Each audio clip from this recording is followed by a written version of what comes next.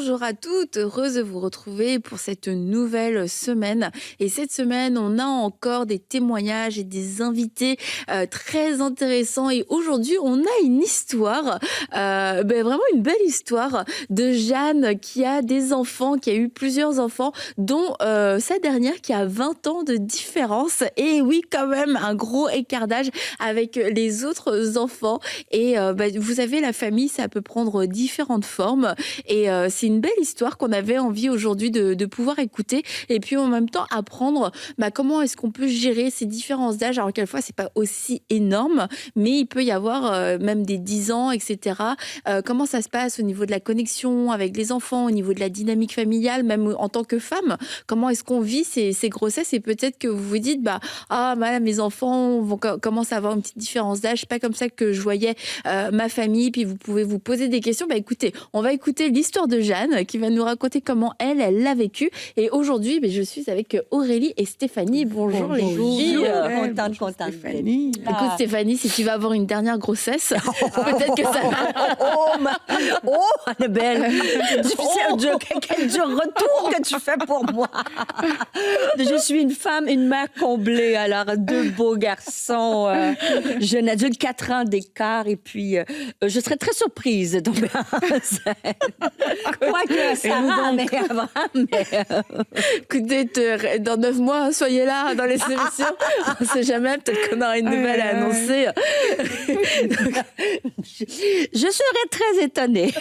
Mais peut-être des petits-enfants un jour. Ça serait une bonne nouvelle un jour. Peut-être t'es prête pour cette nouvelle étape. Ah oui, je suis prête. Écoutez, on va accueillir Jeanne tout de suite. Bonjour Jeanne, bienvenue à toi. Coucou Jeanne. Bonjour Jeanne. Bonjour Annabelle, bonjour Stéphanie, bonjour Aurélie. Alors Jeanne, plusieurs doivent te connaître déjà, ton visage leur est familier parce que tu es l'animatrice et la réalisatrice de l'émission Coupée en 4 et tu reçois des femmes. Non, j'ai déjà vu des hommes. Pas juste des femmes. Oui, j'ai déjà vu des hommes. Oui, c'est vrai, mais plus de femmes quand même. C'est en version un salon de coiffure mixte des années 60. Donc effectivement, c'est aussi une émission témoignage, mais d'habitude, c'est pas moi qui suis comme ça devant la caméra, forcément. Merci d'avoir accepté de changer les rôles aujourd'hui pour nous raconter ton histoire. Alors nous, ici, on coupe pas les cheveux, mais on mange. Tu vois, mais on mange santé maintenant. Donc on mange et on est très heureuse de pouvoir t'accueillir. Et comme je disais, pour que tu puisses nous partager cette histoire en tout cas cette partie de ton parcours. Parce que comme on le disait, tu as une petite fille qui a 16 mois aujourd'hui, mais tu as 3 autres enfants qui sont vraiment plus grands aujourd'hui. C'est quoi un peu les âges de tes enfants? Alors, avec mon mari, on est déjà une famille recomposée. Et donc, ensemble, on a 6 enfants en tout. Ok. Donc, là, l'aîné n'est pas sur la photo, malheureusement, qui a 24 ans aujourd'hui. Mais il y a Lise qui a 18 ans, Emma et Jonas, ils ont tous les deux 15 ans, et Ethan aussi qui a 17. Ok. Donc, une famille nombreuse déjà, rien que ça. Vous êtes une famille hors norme, entre guillemets, mais en plus avec toutes ces différences d'âge. Et alors, vraiment, la question, que peut-être certains se posent, c'est est-ce que c'était un bébé surprise? Alors, j'ai envie de dire oui et non. Oui, non, parce que j'ai vraiment senti que c'est ce que Dieu voulait à cette période de ma vie. Alors que moi, pour autant, j'en avais pas forcément envie. Donc, ça a été une surprise dans le sens où je m'y attendais pas en pleine volonté, on va dire. Et ça, c'est discrétion. Excuse-moi, sans indiscrétion, quel âge avais-tu quand tu es tombée enceinte? J'avais 43 ans. OK. 43 ans, waouh. Et toi, tu as eu 3 garçons avant, c'est ça? Et moi, j'ai eu 3 garçons avant. J'ai eu le premier à 20 ans. Et je me suis toujours dit, après 30 ans, je veux plus être enceinte. Ah, Parce c'est une que bonne réflexion. j'ai toujours voulu être une maman jeune. Ça m'a toujours plu d'être assez active et d'être proche de mes enfants, de pouvoir faire des activités. Et puis que quand je les emmène à l'école, ils se demandent pas si je suis plutôt la grand-mère. Enfin voilà, j'avais ce truc-là de me dire j'ai envie d'être une maman jeune. OK, OK.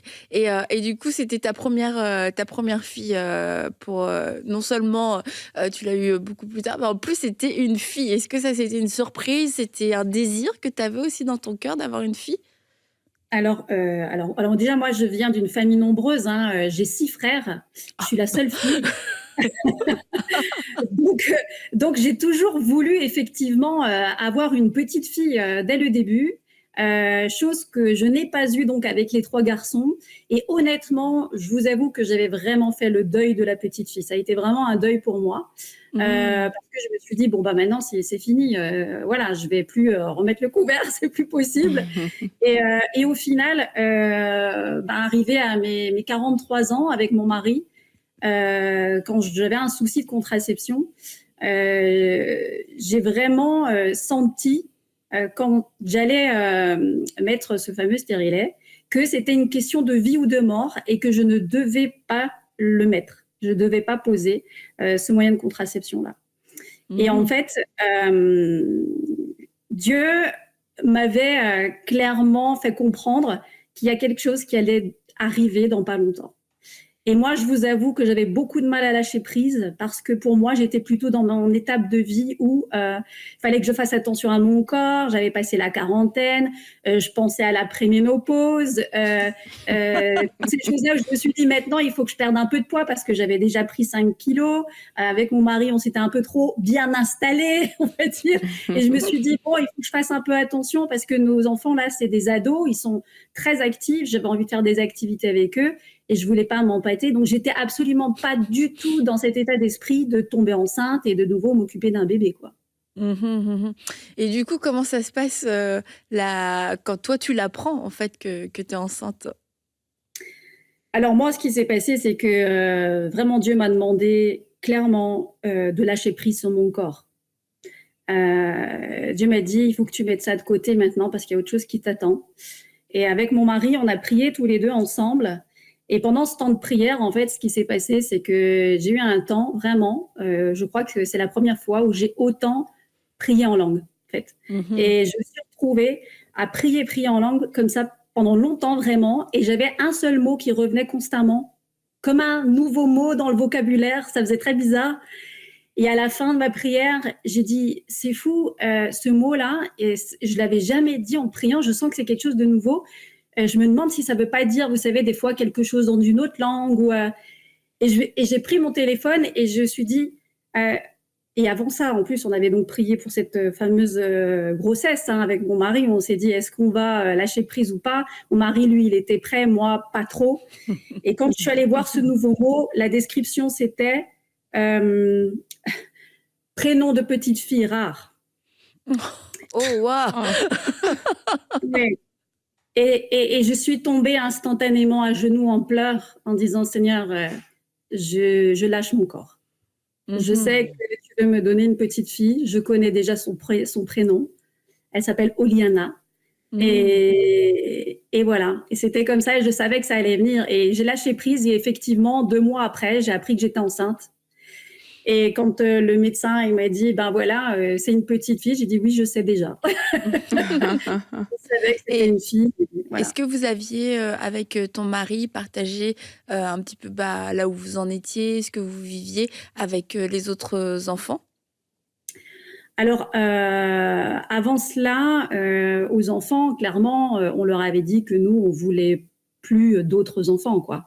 Heu, voilà, vu que, ben, voilà, ils avaient tous entre 15 et 17, à ce moment-là, on s'est dit: «On veut pas autant d'écart d'âge, on a d'autres choses maintenant à faire». On rentrait dans plein d'activités ensemble. Avec un bébé, on ne peut plus avoir les mêmes activités, c'est plus compliqué, on va dire, et effectivement, donc on s'est dit: «On va pas leur parler de ça, au final».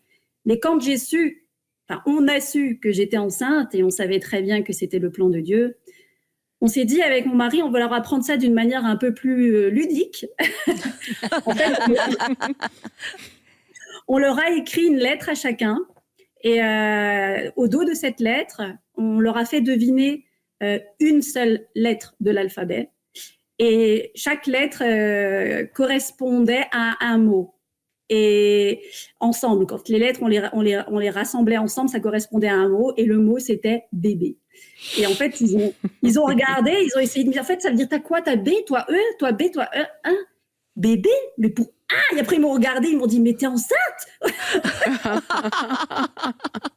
Et en fait, ils étaient au final tous très contents. On avait peur quand même de la réaction. Ouais, je comprends parce que c'est un changement pour toi, Dynamique. mais pour les enfants aussi, parce que t'es grand, tu te dis, bah, ça change notre vie, à nous aussi.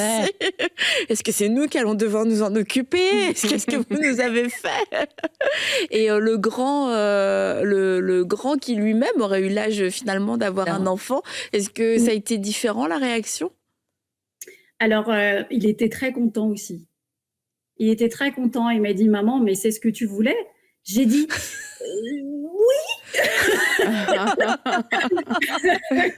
Et il m'a dit, bah, en tout cas, bah, félicitations, c'est génial. Voilà, bah, tu vas nouveau être maman. Il m'a dit, de toute façon, maman, t'es une bonne maman, t'as rien à avoir peur.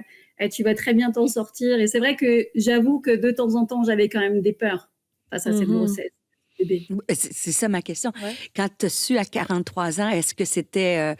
tu avais des craintes? Comment la grossesse allait se passer? J'imagine que les médecins ont dû te dire que c'était peut-être une grossesse à risque. Je ne sais pas. Comment tu as vécu ça? Ben, en fait, très vite, on m'a pris en charge quand on a su que j'étais enceinte à 43 ans. Tout de suite, on a considéré, effectivement, les médecins ont considéré que j'étais une grossesse à risque et ont voulu faire un suivi très, très régulier. Pour ce suivi, vous savez, à la base, ils nous demandent de faire une prise de sang pour voir dans quelle catégorie à risque on va tomber. Ils ont des statistiques. Alors, je me souviens, moi, mon médecin, il me dit comme ça, bon, je vous dis tout de suite, vu votre âge, vous allez forcément tomber dans la deuxième catégorie. Vous serez certainement amené à faire une amyosynthèse. Ouais. Est-ce que tu l'as fait, la myosynthèse, ou bien? Alors, moi, j'ai... Aurélie demande, c'est quoi la réponds, tu peux leur répondre, qu'est-ce que c'est la myosynthèse? En fait, est-ce que tu l'as fait, premièrement? Non. Non, ben c'est ça, c'est comme une ponction du liquide dans le ventre. Ça fait amniotique pour savoir si tu peux avoir des risques de maladie. Ils vont détecter, par exemple, la trisomie 21 ou des choses comme ça avec le liquide amniotique. Par contre, le défi de ça, c'est que c'est dangereux il y a un haut risque de perdre l'enfant. Okay. Je ne sais pas les statistiques, je me rappelle plus, mais c'est quand même, ça augmente les chances. Peut-être c'est moins aujourd'hui, puis ils font ça les choses autrement, mais à l'époque, ça engendrait un risque quand même. Okay. Et en plus, avec la décision que tu as, c'est des trisomies ou d'autres maladies, ben ça engendre des questionnements. Qu'est-ce que tu fais une fois que tu as la connaissance de la situation? Alors ça aussi, c'est une décision à prendre de refuser de faire cette amyosynthèse-là. Oui, alors moi, pour être tout à fait honnête avec vous, forcément, j'ai pensé à certaines maladies, notamment la trisomie 21. En plus, je venais d'interviewer une personne qui a vécu ça, donc ça m'a encore plus plongée dedans. Et je vous avoue que moi, j'étais un peu inquiète quand même, et je me suis dit, est-ce que je serais capable de faire face à ça? Et pour moi, de toute façon, il était clair que l'avortement, c'était pas envisageable. Quoi qu'il en soit, je savais que c'était Dieu qui m'avait donné cet enfant.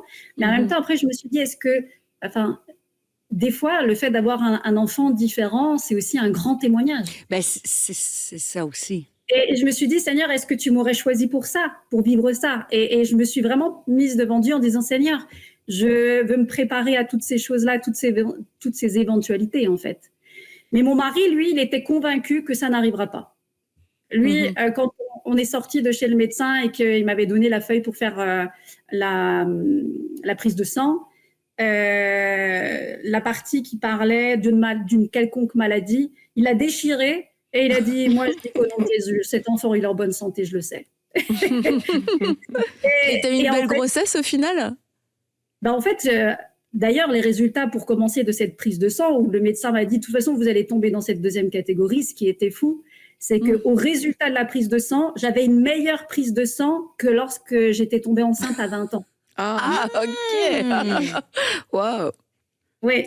Donc, déjà, ça, c'était une très bonne chose. Et puis, honnêtement, ma grossesse, je l'ai vécue merveilleusement. J'ai eu aucun problème quelconque jusqu'à encore enfin même une semaine avant d'accoucher. J'allais encore faire des promenades avec mon chien dans la forêt pendant une demi-heure, trois quarts d'heure.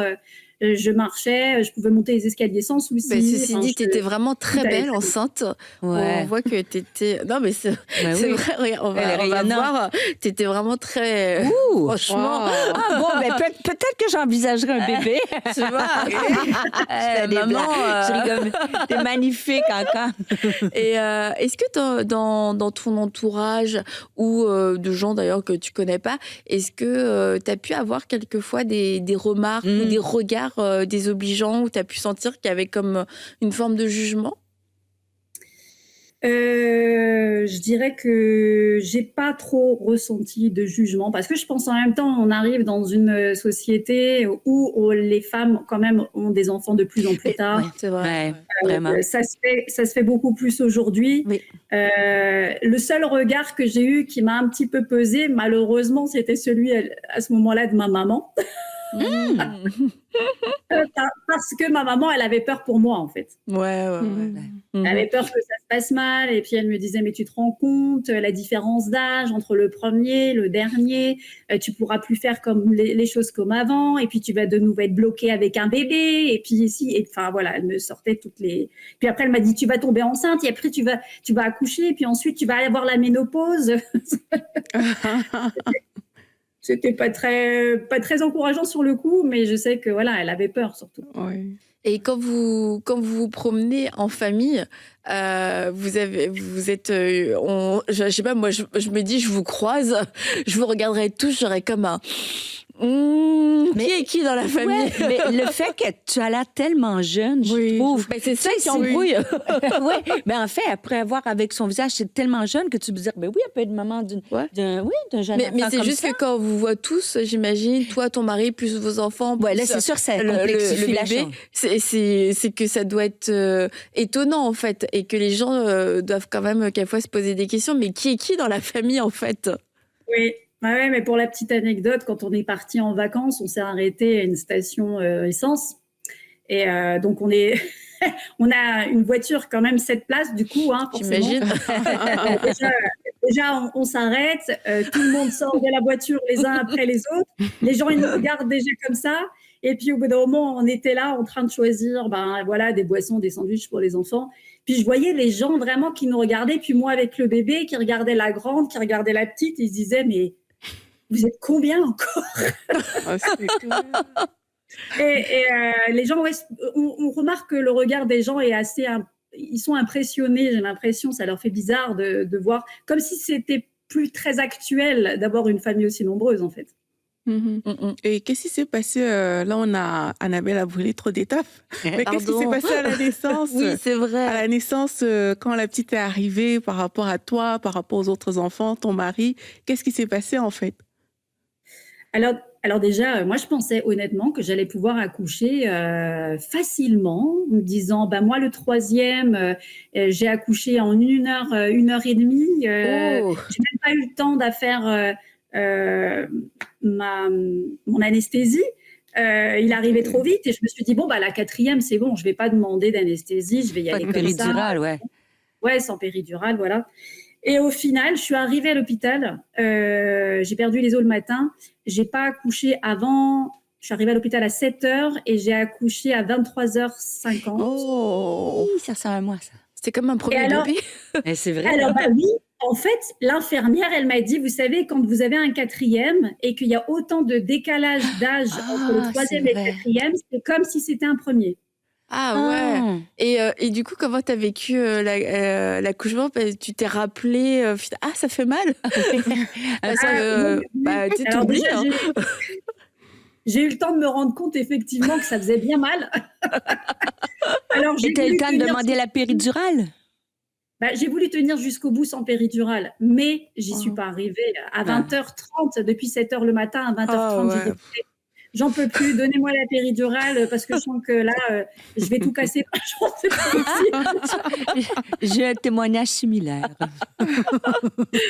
Et voilà, et au final, à partir du moment où ils m'ont posé la péridurale, ça allait très vite après.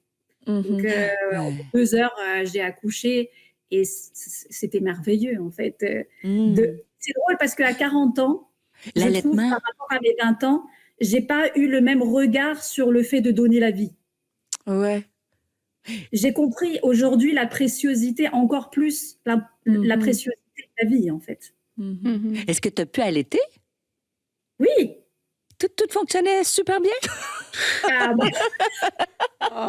Eh oui!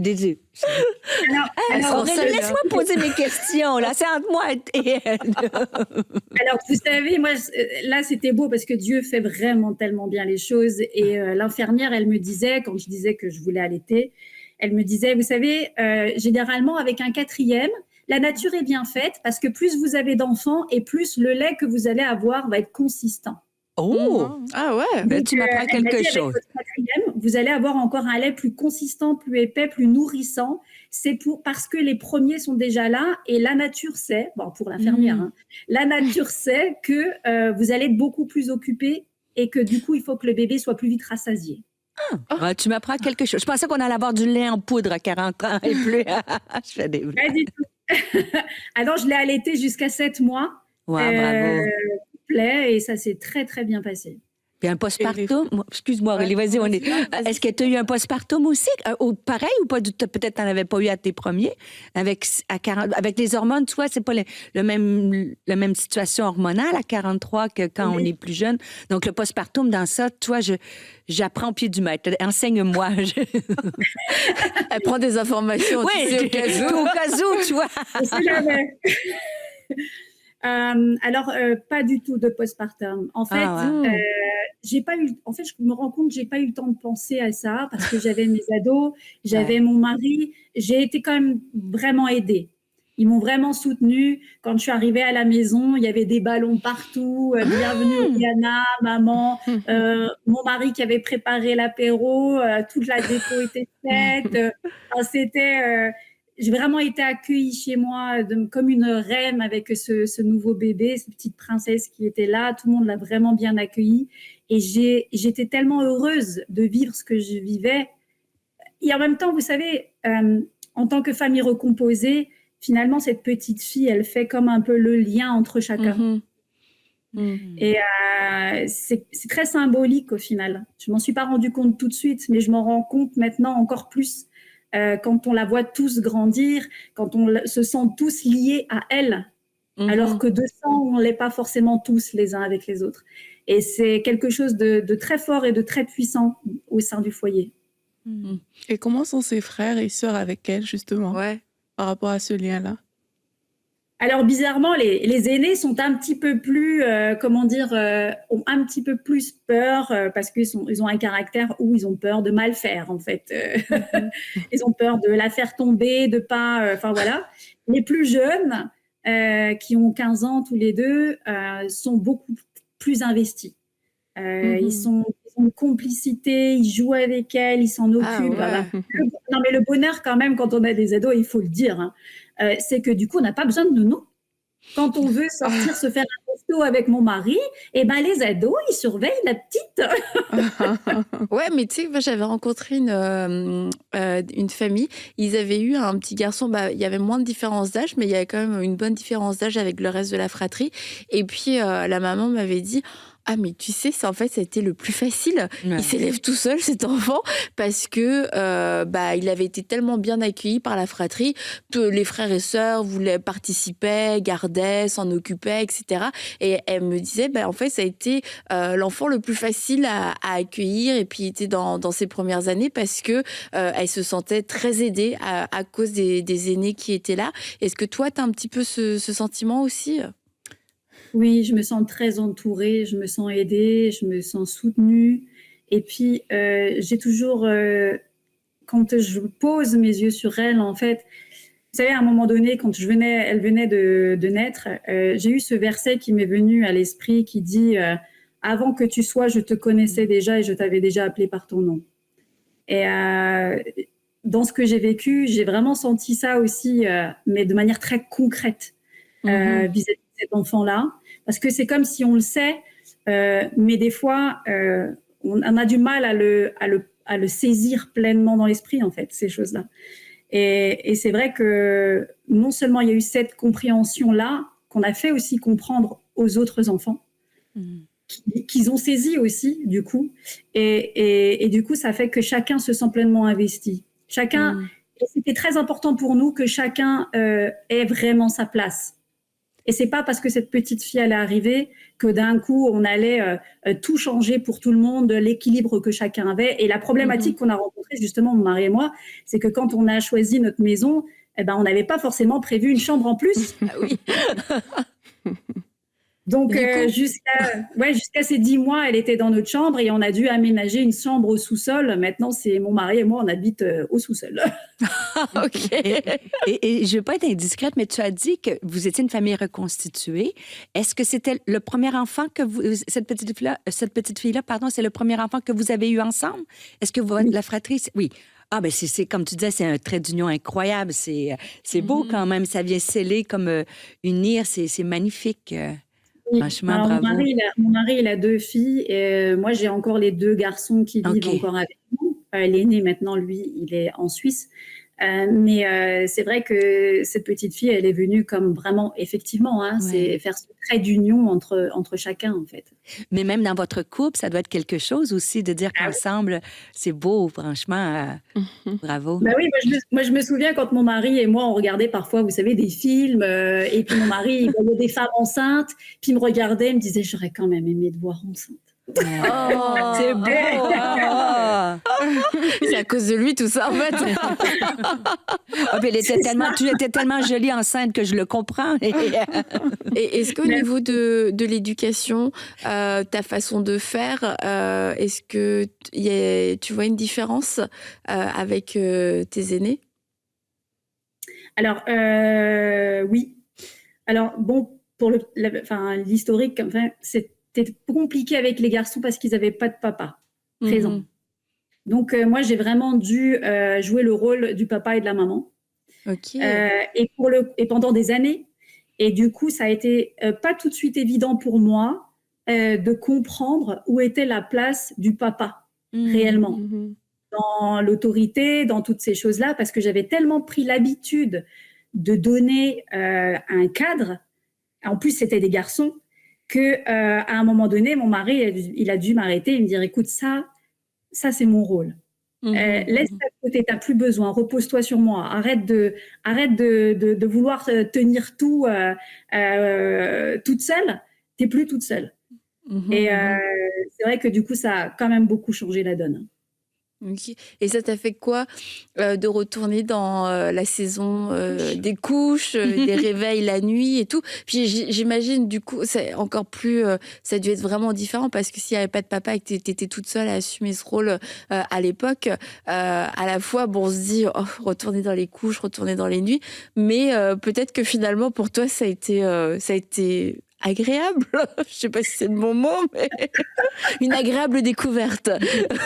En tous les cas, ça n'a pas été du tout désagréable. Ce qui s'est passé, je pense que Dieu m'a fait grâce. Parce que c'est vrai qu'à 44 ans, pour le coup, quand j'avais accouché, avec 4 ados à la maison, une grande maison, je travaille.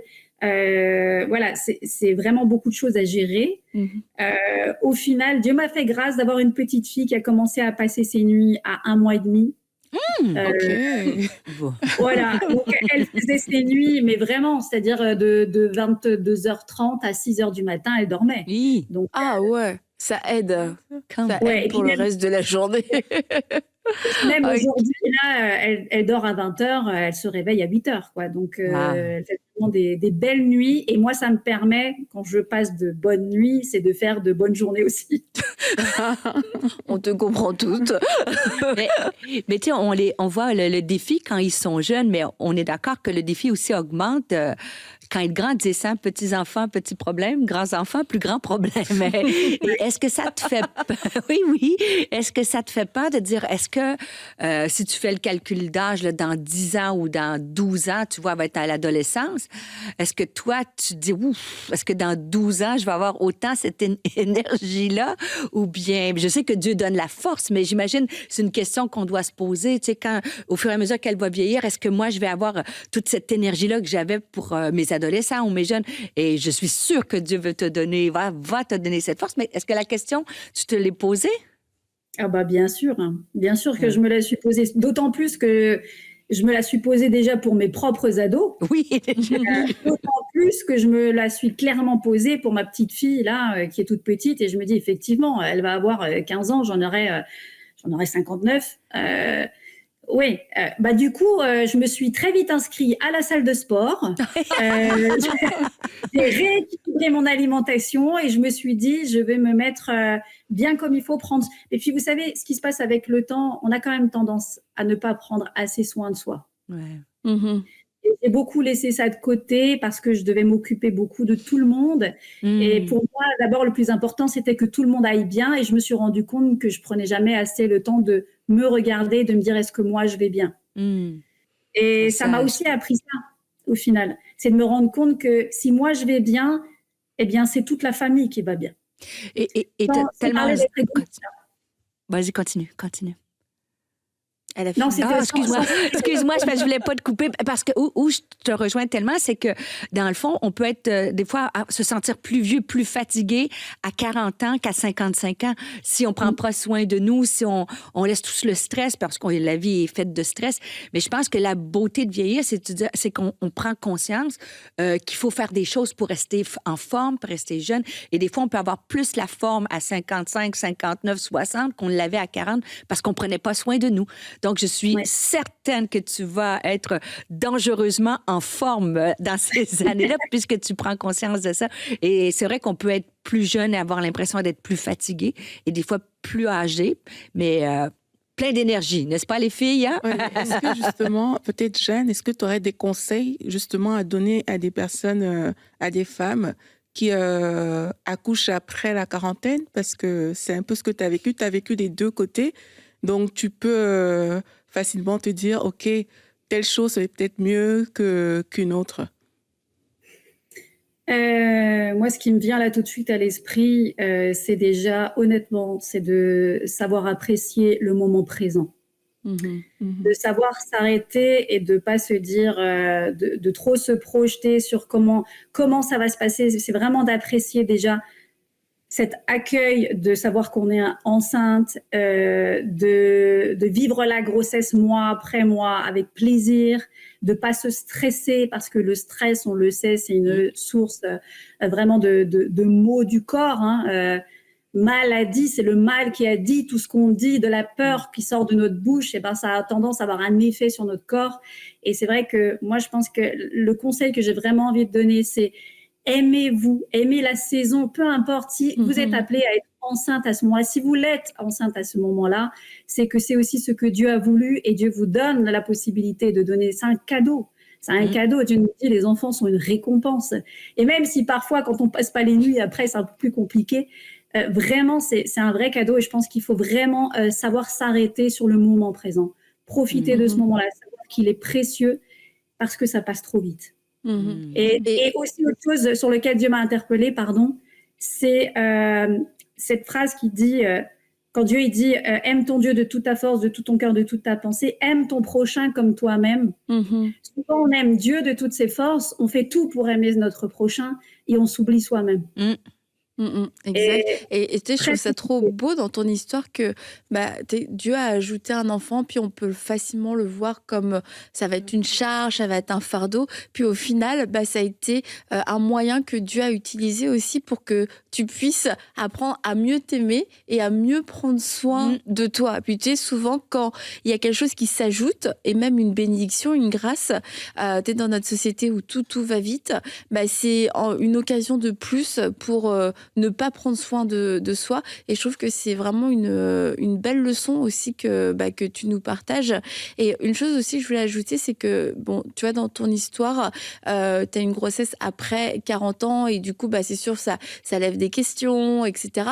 Par rapport à la saison et puis que de façon intentionnelle, c'est de se dire, bon, je vais apprécier cette saison. Mais je crois que même quand c'est une grossesse qui est plus jeune, parce que, encore une fois, on a beaucoup de projets dans notre génération et il y a des grossesses qui arrivent et puis plusieurs femmes sont totalement déstabilisées par cette grossesse. Il n'y a pas de problème financier, il y a une situation stable au niveau même du mariage, etc. Mais c'est de dire, ouais, mais moi j'avais des projets, moi j'avais une vision, je voulais faire ci, je voulais voyager.